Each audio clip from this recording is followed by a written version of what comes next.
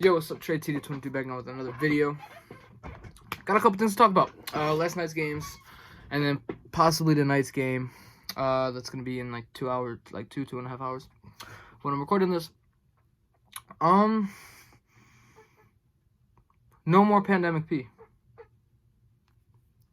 You can't say anything about Paul George anymore. He showed that he can carry a team against the best team in the league while dropping 37 points, 16 rebounds, 5 assists, and getting the win. You can't say anything about him anymore. Yeah, Marcus Morris Sr. dropped 25, I think. Reggie Jackson had, how much he had, like 20. Terrence Mann had a good game. But yeah, you can't say anything about Paul George anymore. Stop the Pandemic P, way off P, anything like that. You can't have that anymore.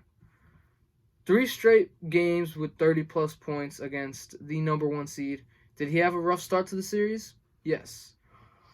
In all the games that they've won, 30 points. Can't say anything about it anymore. And without Kawhi Leonard. So you can't say anything about Pandemic or Way Off P or whatever you guys want to say his nickname was for the bubble last year. The Jazz started off really hot, making 15 threes with like 7 minutes left in the first half. I was hoping that would continue, and I was hoping it'd still be a good game, but it didn't continue. And yeah, they made 15 threes in about 17 minutes, and we're only up 5 at halftime. First half, made 15 threes. We're only up 5 at halftime, so you know that was trouble. You know it was going to stop. You know that the Clippers were going to come back. And they did, and they got the W.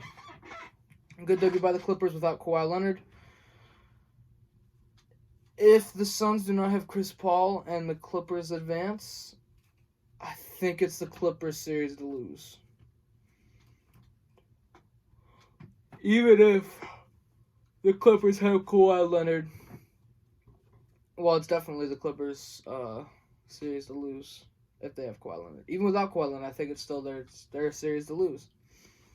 Because Chris Paul's injured. Well, not injured. He has COVID.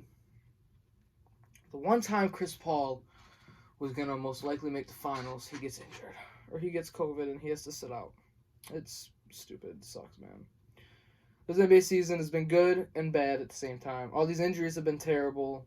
The games, the crowd coming back and everything has been amazing. But let's get to the Philadelphia 76ers with the Atlanta Hawks. I'm not going to talk about the 76ers right now. I'm going to talk about the Atlanta Hawks and their comeback. Trae Young is a beast, bro. For him not to make an all-NBA team, I know he had an up-and-down season. He didn't start off the best. But for him to lead the 5th-seeded Atlanta Hawks against the number 1 seeded Philadelphia 76ers, MVP candidate, Defensive Player of the Year candidate, All-Star candidate,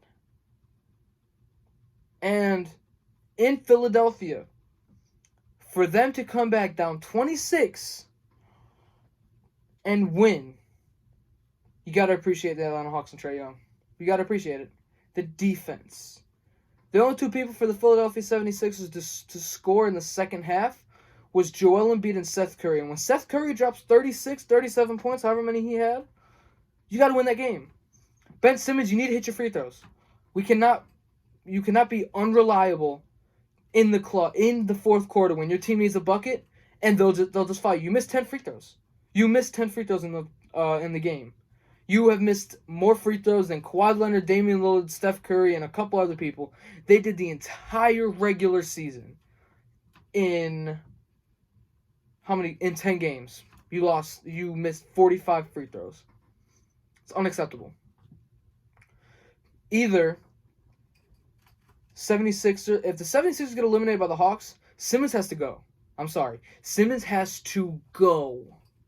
Trade him for a point guard that will be reliable in the clutch, that can play make and can shoot. That's all you need. It don't matter what else. Defend, shoot, hit free throws, play make like Ben Simmons does.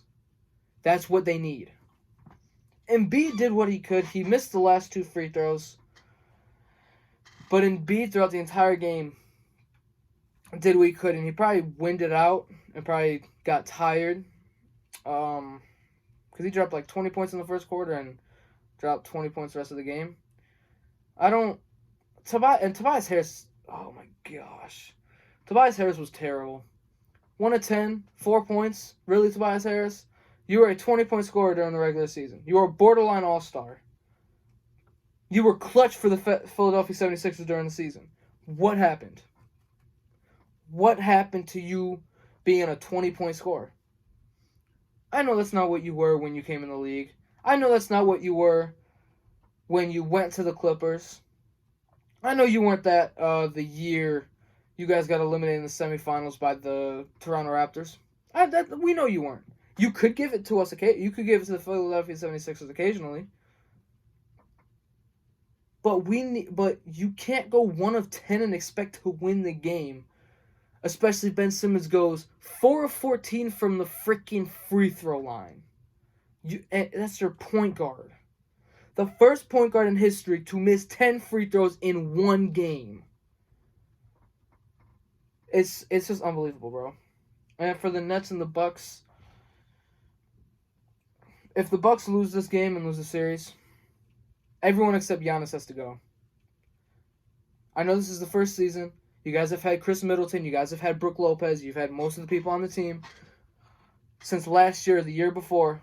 This is Jrue Holiday's first year. Everyone needs to go. You signed Jrue Holiday to damn near a max contract. Chris Middleton's a max contract.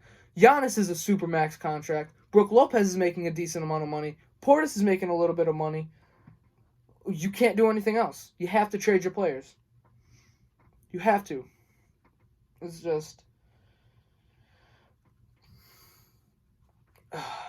In order for the Nets to win, Durant needs to have another performance like that. If he gets another performance like that, I might take the Nets again. I might take the Nets against whoever wins between the Hawks and the Sixers. If Kyrie and Harden are both healthy by the conference finals, the Nets are winning. As long as they're healthy, the Nets are winning. As long as 2 of them are on the court. Harden can be on the court, but it's not James Harden. Durant, you need at least one person 100% like KD and someone like James Harden. If Kyrie comes back and is a shell of himself, that can get you a win because he's still gonna be someone that they don't want to leave open because it's Kyrie Irving. Joe Harris needs to step up. Blake Griffin, like he did the other night, stepped up. Jeff Green stepped up big, but they need Kevin Durant to have another game like that. Maybe not 50 points, but we need him to give 30, 35 plus, about 15 rebounds probably, 7 to 8 plus assists. You need to be good defensively. You don't even need to be good defensively. Just sit on PJ Tucker and just let him sit there. Because PJ Tucker was not moved. He was in the corner and Durant saved all of his energy for the offensive side. That's why he played every minute. And Giannis has played less minutes than James Harden on one leg. James Harden played 46 minutes. Giannis didn't. Giannis didn't play 46.